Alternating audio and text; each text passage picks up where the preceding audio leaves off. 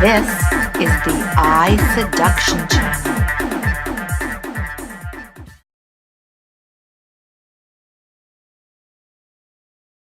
I had initially thought to do a book around 1971 or so, and Bill Graham had even given it his blessing.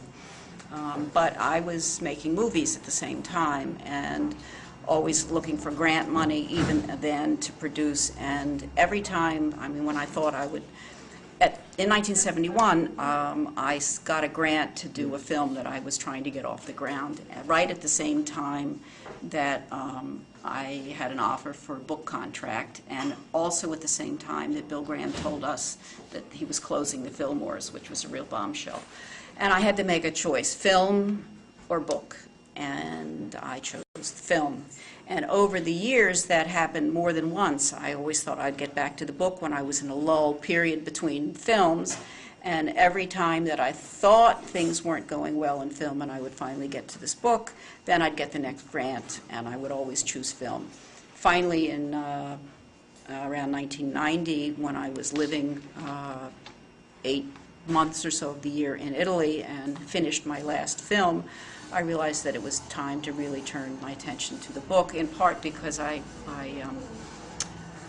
met a British rock historian who knew my work and asked me about it at a film festival in Italy. And he said, well, you know, if you want to do this now, I'll help you with the research and getting this up to speed. So it was really with his kick in the pants that I went in the darkroom and began to work with my material and to make prints and check out contacts and see what I could do with it, and then put together a book proposal, and so on and so forth. Also, at that point, I was so burned out with filmmaking and raising money that I thought this would be a breath of fresh air. It'll certainly going to be a lot easier to do a book. Well, that was a mistake. It took me 8 years to get the book published. And in the interim, though, I reestablished contact with as many of my colleagues from the staff of the Filmore East, and I audio taped interviews with them to have oral history material to work with for putting the text together for the book. And that's something that I've maintained really since that period, and I see people when I'm here in New York, and putting the book together was really reliving that whole experience, and it has turned into a second career for me that I had no idea would happen, which is that I now have a number of galleries around the country that handle my work, and I do exhibitions, and I make limited edition fine art prints, and have had a lot of shows, both solo shows and in a lot of very interesting group shows, like 16 of my pictures were in the Summer of Love, Art of the Psychedelic Era show that started at the Tate Liverpool in May of 2005 and traveled and ended up actually at the Whitney Museum in the summer of 2007.